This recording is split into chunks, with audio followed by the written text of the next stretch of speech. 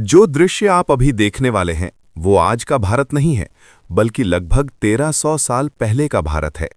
सुबह का सूरज धीरे धीरे उग रहा है और उसके साथ जाग रहा है प्राचीन भारत। चारों ओर घने जंगल हैं, विशाल नदियां बह रही हैं और उनके किनारे छोटे छोटे गांव बसे हुए हैं। नदी के किनारे लोग अपने दिन की शुरुआत कर रहे हैं। मिट्टी के घरों से चूल्हे का धुआं उठ रहा है और गांव के लोग अपने काम में लग चुके हैं। नदी में लकड़ी की नावें चल रही हैं और मछुआरे जाल डालकर मछलियां पकड़ रहे हैं। घने जंगलों में हाथियों और पक्षियों की आवाज गूंज रही है। कुछ व्यापारी जंगल के रास्तों से होकर दूर शहरों की ओर जा रहे हैं।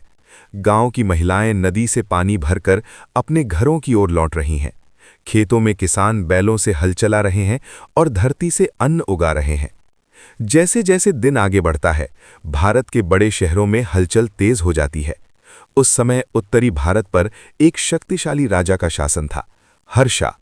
उनका साम्राज्य विशाल था और उनके दरबार में मंत्री, सैनिक और विद्वान मिलकर राज्य के काम संभालते थे। राजमहल के विशाल द्वारों पर सैनिक पहरा देते थे। दरबार में राजा अपने सिंहासन पर बैठकर राज्य के महत्वपूर्ण फैसले लेते थे।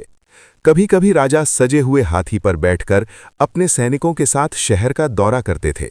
सैनिक तलवार और ढाल के साथ युद्ध का अभ्यास करते थे और सेना झंडों के साथ आगे बढ़ती थी। विशाल युद्ध हाथी भी सेना का हिस्सा होते थे। अब जरा उस समय के शहरों की कल्पना कीजिए। उस समय का एक प्रसिद्ध शहर था कन्नौज। यहाँ के बाजार हमेशा लोगों से भरे रहते थे। दूर दूर से व्यापारी यहाँ आते थे और मसाले, रेशमी कपड़े और कई कीमती सामान बेचते थे। रंग बिरंगे मसालों की खुशबू पूरे बाजार में फैल जाती थी। सड़क पर कलाकार लोगों का मनोरंजन करते थे। लोहार अपनी भट्ठी में लोहे के हथियार और औजार बनाते थे। कुम्हार मिट्टी के बर्तन तैयार करते थे और बैलगाड़ियां सामान लेकर शहर की गलियों से गुजरती थीं। जैसे ही रात होती, तेल के दीपकों की रोशनी से पूरा बाजार जगमगा उठता था।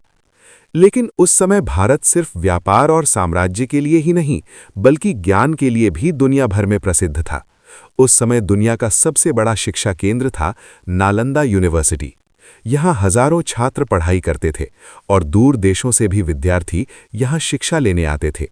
पुस्तकालयों में हजारों प्राचीन ग्रंथ सुरक्षित रखे जाते थे। छात्र ताड़ के पत्तों पर लिखी किताबें पढ़ते थे और गुरु उन्हें दर्शन, गणित और चिकित्सा की शिक्षा देते थे। पेड़ों की छाया में बैठकर विद्यार्थी ज्ञान की चर्चा करते थे। भारत के गांव उस समय की असली ताकत थे। खेतों में किसान सुनहरी फसल काटते थे। महिलाएं पत्थर की चक्की से अनाज पीसती थीं।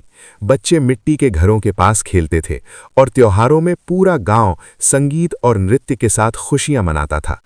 चरवाहे अपने पशुओं को लेकर गांव के रास्तों से गुजरते थे। भारत की संस्कृति भी उतनी ही समृद्ध थी। देश के अलग अलग हिस्सों में विशाल पत्थर के मंदिर बनाए जाते थे। मंदिरों की दीवारों पर सुंदर नक्काशी होती थी। पुजारी दीपक जलाकर पूजा करते थे और भक्त मंदिर में प्रार्थना करने आते थे। सुबह मंदिर की घंटियों की आवाज पूरे क्षेत्र में गूंजती थी और शाम को सैकड़ों दीपकों की रोशनी मंदिर को जगमगा देती थी। उस समय के यात्री पहाड़ों और जंगलों को पार करके नए स्थानों की खोज करते थे। व्यापारी कारवां लेकर दूर देशों तक जाते थे। समुद्री जहाज भारत के बंदरगाहों से निकलकर अन्य देशों के साथ व्यापार करते थे।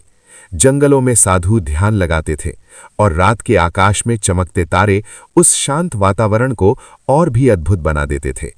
नदियों, जंगलों, शहरों और ज्ञान से भरा ये प्राचीन भारत एक महान सभ्यता की कहानी सुनाता है।